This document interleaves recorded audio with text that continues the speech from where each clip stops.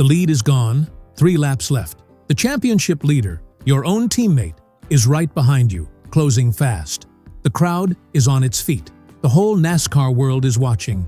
And you are a part-time driver. 13 career starts. A kid who was nowhere near this race just a few hours ago. Then it happens. He dives underneath you. You block. You fight back. And in one violent, shocking instant, you make contact. Metal against metal. Wall against body panel. And the man you just hit, he lifts. He gives the position back. And then his tire explodes. And it's over. But here is the question that nobody can stop asking. Was this the greatest upset of the 2026 NASCAR season? Or was the result tainted before the checkered flag even fell?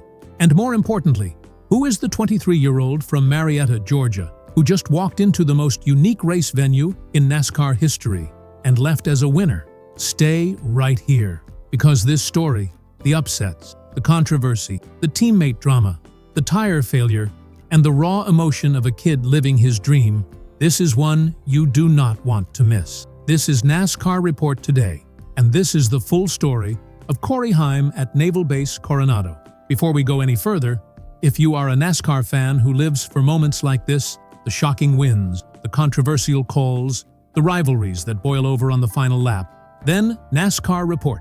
Today is your home. We cover every race, every drama, every storyline the mainstream media glosses over. Hit that subscribe button right now. Turn on notifications. Because if you miss what's coming next in the 2026 season, you are going to hear about it from everyone else first. And you do not want that. Subscribe, notification bell, let's go.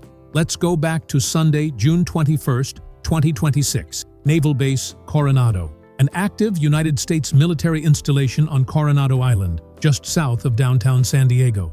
And on this day, for the first time in NASCAR Cup Series history, a race was held on a military base. The circuit was 3.4 miles long, 16 turns, a temporary street course unlike anything the Cup Series had ever attempted before. 50,000 fans packed that venue, sellout crowd. And here is the detail that stopped everyone in their tracks. 67% of those ticket buyers had never attended a NASCAR event in their entire lives. Let that sink in for a second. Nearly 7 out of every 10 people in that crowd were brand new to this sport. This wasn't just a race. This was NASCAR planting a flag in entirely new territory. A moment designed to grow the sport. A moment that demanded a story worth telling. And it got one. Shane Van Gisbergen claimed the pole position with a lap at 90.809 miles per hour. He entered as the heavy favorite, and for good reason. 7 wins on road and street courses in the Cup Series, tied for third all-time with Chase Elliott. Only Tony Stewart and Jeff Gordon have more. On a street course, SVG is about as close to unbeatable as it gets. Tyler Reddick, the Cup Series points leader, the man who had won 5 of the first 9 races of the 2026 season, including the Daytona 500, was forced to start from the rear of the field. His team had made unapproved adjustments to his number 45 Toyota, and NASCAR sent him to the back as a penalty. And Corey Heim? He started 13th. In his 13th career Cup Series start, running a part-time schedule with 23 Dykes Racing, a 23-year-old reigning Truck Series champion who was simply supposed to be gaining experience before his planned full-time move to the team in 2027. Nobody, and I mean nobody, was talking about Corey Heim as a legitimate contender when that green flag dropped. They should have been. The early stages of this race were pure chaos. And I mean that in the best and worst possible way. Shane Van Gisbergen led the opening laps and looked comfortable. Then Ryan Blaney surged to the front, pulling away and making his own case as a threat before the first stage was even halfway done. Then came the drama. Bubba Wallace, 23 Racing's other driver, had climbed all the way from 12th to the front of the field. And then, on lap 18, coming off pit road, his right front wheel fell off. The tire detached in turn 10, brought out a caution, and earned Wallace a 2-lap penalty that buried him deep in the field. He was furious. 2 crew members faced suspension for that error. Christopher Bell, who had been racing through the pain of a fractured left wrist suffered at Michigan on June 7th, came to pit road on lap 13 for a scheduled driver change. 18-year-old relief driver Brent Crew took over the number 20 Joe Gibbs Racing Toyota, but a gearbox failure on lap 28 parked the car in turn 12. Bell walked away with just one championship point. Jimmy Johnson, the 7-time champion making his second and final scheduled start of the 2026 season, locked up his brakes on lap 5, hit a tire barrier in the chicane, and finished 28th. After the race, he confirmed his plan. The 2027 Daytona 500 will be his final Cup Series start, but none of that compared to what happened on lap 32. Lap 32, the restart. Connor Zilisch and Austin Hill were side by side, battling for the lead. Hill missed the entry to turn 1. The two cars made violent contact with the outside wall. Shane Van Gisbergen, right behind them in close quarters, had absolutely nowhere to go. He was collected instantly. 9 cars total were caught in that wreck. Michael McDowell, Daniel Suarez, Ryan Blaney, Riley Herbst, John Hunter Nemechek, Ty Gibbs, all of them swept into the carnage. The damage to the outside barrier was so severe it triggered a red flag. 9 minutes and 33 seconds of racing suspended while crews repaired the temporary wall. Shane Van Gisbergen? Done. Connor Zilisch? Done. Both Trackhouse Racing entries eliminated on the same restart. Zilisch, who had led the first 8 laps of his Cup Series career earlier in that very race, put it simply, he felt like he was giving Austin space, and the next thing he was in the wall. Really unfortunate. He hated to end both days for both Shane and himself. They had a really fast car. He had a lot of fun. He really enjoyed getting to race out front and lead laps. It was a highlight inside what had otherwise been a brutal rookie season for the young driver. But here is what matters most to our story. Corey Heim survived every single bit of it. Here is where this story becomes truly remarkable. In the opening runs of the race, Corey Heim was nowhere near the front. He slammed the wall twice working through his first 2 sets of tires. He fell back to approximately 20th place. He looked like a driver who was simply trying to survive a chaotic street course and collect some points for the championship. But his crew chief, Robert Booty Barker, kept telling him the same thing over and over on the radio. Be patient. Those first 2 tire sets were the worst ones they had. The car will come to you. And after stage 2 ended, something shifted inside Corey Heim. As he described it himself, after stage 2, he just took a deep breath. He reset his expectations. He reminded himself that a street course is an even playing field, that his inexperience didn't matter as much here as it would at Darlington or Bristol, that if he just stayed disciplined, stayed clean, and trusted the process, the race would come to him. From that moment forward, he was a completely different driver. He picked off cars one by one, climbed into the top 10, then the top 5. And then he was right behind Kyle Larson, the leader, reeling him in lap by lap. With 16 laps remaining, Larson and Heim pitted together under green. Larson beat Heim off pit road, but almost immediately, Ricky Stenhouse Jr. pulled off the track and dropped fluid across turns 1 and 2. The caution flew. The field was reshuffled. Carson Hocevar, running on older tires, cycled to the front and inherited the lead. Larson and Heim restarted in strong positions. With 12 laps to go, the green flag dropped again. Hocevar held the lead for barely 1 lap. He made contact with the left side wall in turn 12, spun through the chicane, and collected Ross Chastain in the process. Just like that, Hocevar was gone from contention. And now it was Tyler Reddick leading, and Corey Heim, his 23th racing teammate, sitting right behind him. With 5 laps remaining, the gap between them was just 0.4 of a second. Behind them, Bubba Wallace had fought all the way back from 2 laps down to sit in 3rd. Kyle Larson was 4th. The championship leader was under pressure from every direction. 3 laps to go. Reddick is trying to manage the gap, but Heim is not backing off. Not even a little. Then Reddick makes a mistake. He nearly slides into the wall navigating the sharp left-hander at turn 2. Just a fraction.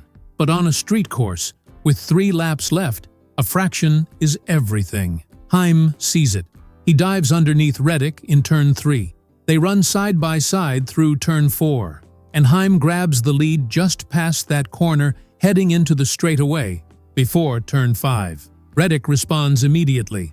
He throws a crossover move and tries to take the position back in turn 5. Contact. Reddick pushes Heim toward the outside wall. Heim makes light contact with the barrier, but he keeps his foot in it, keeps pushing, does not lift, and Reddick does.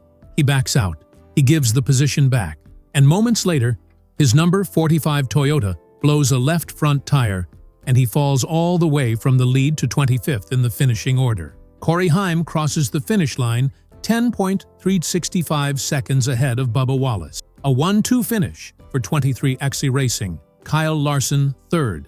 Zane Smith, 4th. AJ Allmendinger, 5th. Denny Hamlin, who had won the previous 3 races for Joe Gibbs Racing, finished 14th. His 3-race winning streak was over. After the race, Tyler Reddick did not deflect. He did not make excuses. He owned it completely. He said he certainly overdid it and ran him into the wall and initiated the contact. Not the way you should race a teammate. 100% not the way you should race. He went to victory lane to congratulate Heim in person and apologize. He said Heim raced him really clean, got the lead fair and square, and he just overdid it. But not everyone was satisfied with that explanation. Carson Hocevar went public with a pointed take. His argument was direct. If Reddick caused the contact and then voluntarily gave the position back, he effectively questioned the legitimacy of the win itself. Hocevar compared it to Michael Jordan committing a foul, then handing the ball back and saying, "My bad, try again." He also asked, if you are a race fan, does that not take something away from how much drivers want to win? The reaction online was instant and divided. Half the fans called Reddick's decision genuine sportsmanship. The other half said Hocevar had a point. But here is the counter-argument that matters most. Corey Heim drove from 20th place. He survived a 9-car wreck that ended the 2 biggest favorites in the race. He chased down the championship leader on fresh tires. He forced a mistake that Reddick himself admitted was entirely his own fault. The win was earned before that contact ever happened. So let's talk about who this kid actually is. Corey Heim, 23 years old, born and raised in Marietta, Georgia. He won the NASCAR Craftsman Truck Series Championship in 2024, his very first full season in that series. After that title, he had offers to move directly into full-time Cup Series seats. Multiple teams came calling. He turned them all down. He chose instead to run a part-time schedule with 23XI Racing and wait for the 2027 full-time ride to open up alongside Tyler Reddick and Bubba Wallace. He said he always just had a gut feeling that 23XI was where he wanted to be. So much support from Denny and Anger. He talked to them on a very regular basis and always felt like family. Their preparation is the best in the industry. But his path to this moment had a painful chapter too. 1 year before this win, at the 2025 Chicago Street Race, Corey Heim failed to qualify. On the very day, he turned 22 years old. He called it the worst birthday of his life. 1 year later, different street course, 50,000 people watching, and he stands in victory lane. He said it's all full circle for him, going from one street course just crushing his life to probably the best day of his life here a year later. Just funny how that works sometimes. And here is one more detail from that victory lane celebration that you need to know. The rear tire changer on Heim's number 67 pit crew, a man named Joe Carroll, was running his very first Cup Series race that day. When the celebration hit victory lane, his teammates told him to retire immediately, so he could go out with a perfect 1-for-1 record. A small moment inside a massive one. But it captured everything about what 23XI Racing is building. All 4 23XI Racing cars ran inside the top 5 at some point during the final stage of that race. Heim, Wallace, Reddick, and Riley Herbst, all 4 in contention simultaneously. Denny Hamlin, as both a driver and co-owner, had now won 4 races in 2026 and watched his organization produce a first-time winner at the sport's most unique venue of the year. And the Truck Series to Cup Series development pipeline argument? It is now impossible to ignore. Corey Heim went from the Truck Series directly to Cup and won in 13 starts. Carson Hocevar took the same path and won at Talladega earlier this season. Zane Smith followed the same route and continues to run near the front consistently. Meanwhile, Ty Gibbs and Connor Zilisch, both of whom bypassed the Truck Series entirely and went straight to the Xfinity Series, have both struggled significantly since arriving in Cup. The pattern is right there.